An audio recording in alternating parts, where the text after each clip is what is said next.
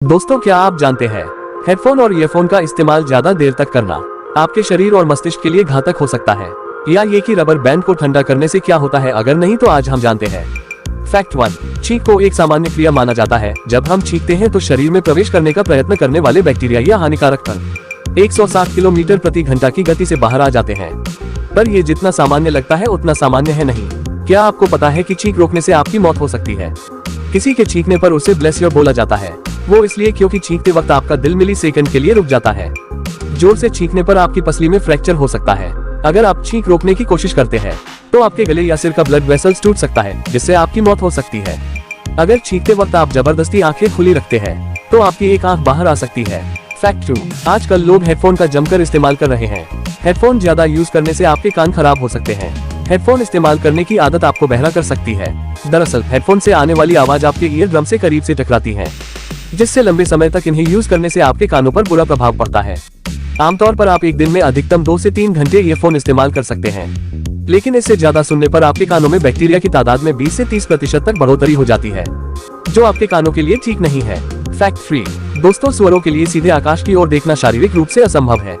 यह उनकी गर्दन की मांसपेशियों और रीढ़ की हड्डी की शारीरिक रचना है, जो उनके सिर की गति को सीमित करती है और उन्हें पूरी तरह ऊपर की ओर देखने से रोकती है।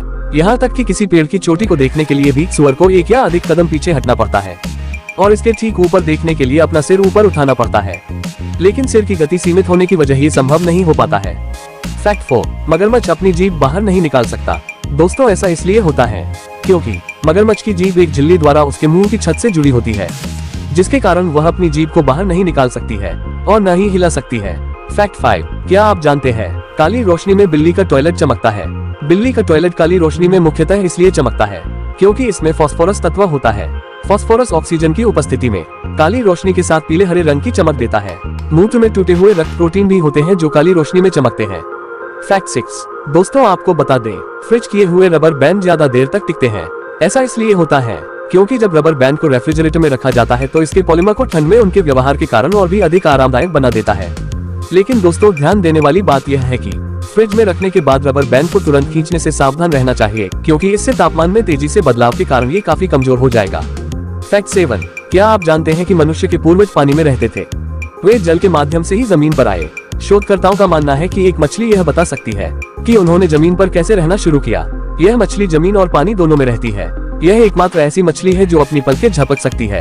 ये क्षमता उन्हें हमारे पूर्वजों से मिली है। इस अवधारणा को अभिसरण विकास कहा जाता है।